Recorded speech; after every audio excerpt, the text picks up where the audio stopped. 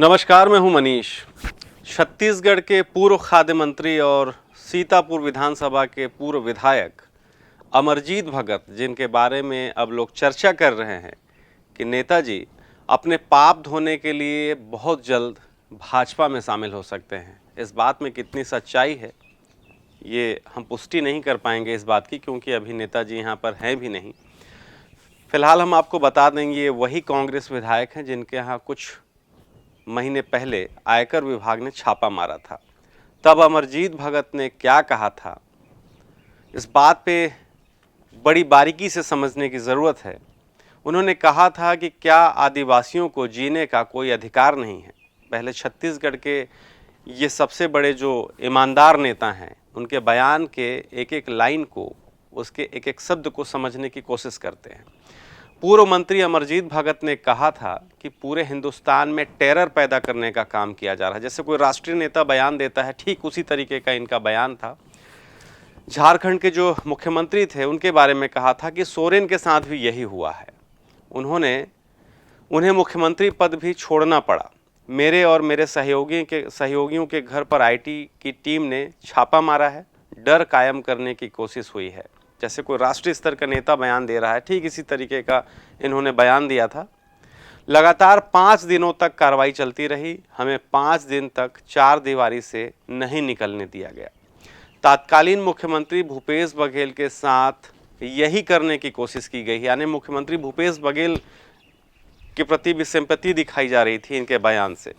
राहुल गांधी के लिए भी कहा गया, राहुल गांधी की यह यात्रा यहाँ पहुँचने वाली है तो ये यात्रा सफल ना हो, इसलिए ये सब हो रहा है। लोकसभा चुनाव में छवि बिगाड़ने के लिए, छवि धूमिल करने के लिए षड्यंत्र किया जा रहा है।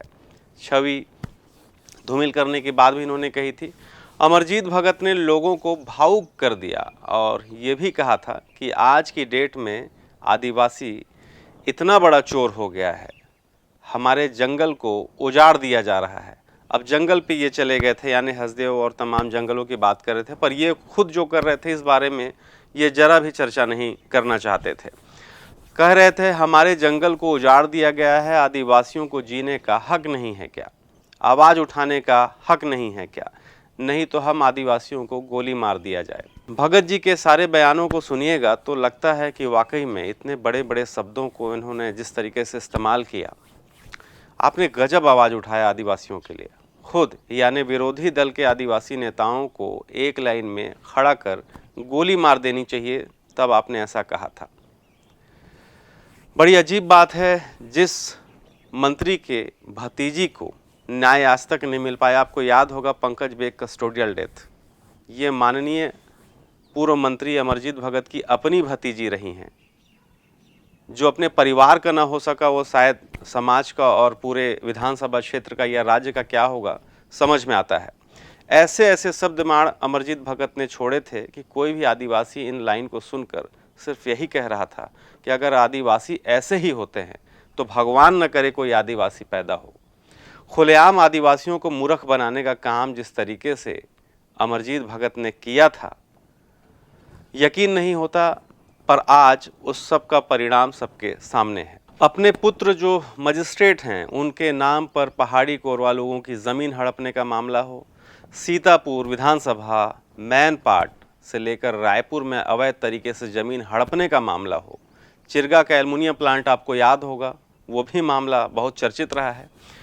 उनके करीबी नेता सुरेश अग्रवाल की आत्महत्या का मामला हो, या उनके सबसे बड़े दलाल पुलिसकर्मी रूपेश नारंग और एक निज सचिव रहे राजेश वर्मा की वजह से एक महिला चिकित्सक की आत्महत्या का मामला हो, ऐसा कोई मामला नहीं जिसमें अमरजीत भगत का नाम लेकर लोग गालियां नहीं दे रहे थे। पर अब जो खुलासा है वो बहुत आश्चर्य करने वाला नहीं है, पर 2 महीने पहले आईटी की रेड के बाद सामने आई जांच का वो हिस्सा है जो आपको जानना चाहिए। सरगुजा सूरजपुर जिला प्रशासन से मिली जानकारी के बाद जो आईटी की टीम थी, उन्होंने पूर्व विधायक और मंत्री अमरजीत भगत के एक बड़े जमीन घोटाले का पर्दाफाश किया है। उन पर बांग्लादेशी शरणार्थियों के पुनर्वास के लिए बनी सरकारी जमीन हड़पने का आरोप है। आयकर विभाग ने इसे संज्ञेय अपराध बताते हुए छत्तीसगढ़ के मुख्य सचिव को भगत यानी अमरजीत भगत के खिलाफ आवश्यक कार्रवाई करने के लिए पत्र लिखा है। आईटी ने इस साल 31 जनवरी से 4 दिवसीय अभियान में भगत और अन्य के खिलाफ तलाशी और जब्ती की कार्रवाई की थी। इसमें रायपुर सरगुजा में कुछ ज़मीन खरीदी के दस्तावेज तलाशी में विभिन्न स्थानों पर छापेमारी की गई थी। जब्ती के आधार पर आयकर विभाग ने पूर्व कांग्रेस मंत्री अमरजीत भगत के खिलाफ विस्तृत रिपोर्ट तैयार की है, जिसमें 1971 के भारत पाक युद्ध के बाद छत्तीसगढ़ के अंबिकापुर जिले में आए बांग्लादेश के शरणार्थियों के पुनर्वास के लिए बनी सरकारी ज़मीन पर कब्जा करने का और संपत्ति अर्जित करने के लिए सत्ता के व्यवस्थित दुरुपयोग की ओर इशारा किया गया है। बांग्लादेश से आए शरणार्थियों को सरगुजा के सुभाष नगर क्षेत्र में और उसके आसपास जमीन आवंटित की गई थी। इस जमीनों को भूमि अभिलेखों के अनुसार पुनर्वास पट्टा, जिसे स्थानीय बोलचाल में बंगाली जमीन या बंगाली पट्टा के नाम से जाना जाता है, 1 फरवरी को जारी 35 पन्नों के एक विज्ञप्ति में मुख्य सचिव का ध्यान आकर्षित करते हुए इसे स्वतः स्पष्ट बताया गया है कि इसे संज्ञेय अपराध के रूप में रेखांकित किया गया है।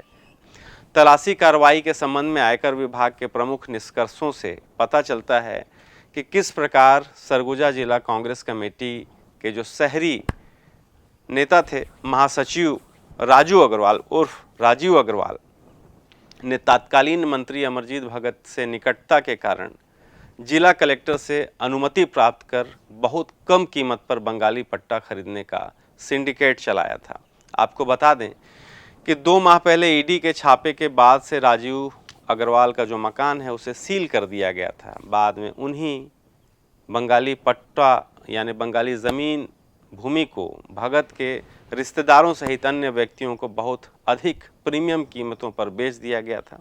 यह सब संभव हो पाया क्योंकि जो राजू अग्रवाल हैं, जो आरा मिल और फर्नीचर शोरूम के मालिक भी हैं, भगत के साथ अपने घनिष्ठ संबंधों के कारण मजबूत राजनीतिक पकड़ रखते थे। नेताजी जो काफ़ी करीबी माने जाते रहे हैं, यानी सेठ जी राजू अग्रवाल, पुलिसकर्मी रूपेश नारंग, निज सचिव राजेश वर्मा की कहानी आपको कभी डिटेल में बताएंगे। फिलहाल मुख्यमंत्री विष्णुदेव साय ने भी इस पूरे मामले में अपना बयान दिया है। मुख्यमंत्री ने कहा है कि अमरजीत भगत और भी कई ज़मीन घोटाले कर चुके हैं। पिछली सरकार में कांग्रेस के लोगों ने भारी ज़मीन घोटाला किया। कांग्रेस सरकार में अमरजीत भगत जसपुर के प्रभारी मंत्री थे। उस दौरान उन्होंने कोरवा परिवार की 25 एकड़ ज़मीन अपने बेटे के नाम से रजिस्ट्री करा ली थी। हम उस समय भाजपा प्रदेश अध्यक्ष के दायित्व पर थे और हमने जांच कमेटी बनाई। जांच रिपोर्ट के आधार पर हमने पीड़ित परिवार को बुलाया था, उन्हें तत्कालीन राज्यपाल से मुलाकात कराई थी। उन्होंने राज्यपाल को आपबीती भी सुनाई थी। इसके बाद विवश होकर अमरजीत भगत को ज़मीन वापस करना पड़ा। बहरहाल देखिए आगे क्या होता है। अब अमरजीत भगत के पास लोगों के मुताबिक सिर्फ एक ही रास्ता बचता है, इसलिए हमारी भी सलाह है कि यदि इन्हें सुरक्षित रहना है तो ये भाजपा में चले जाएं। कम से कम जो इज्जत बचा खुचा है वो शायद बचा रह जाए। शुक्रिया।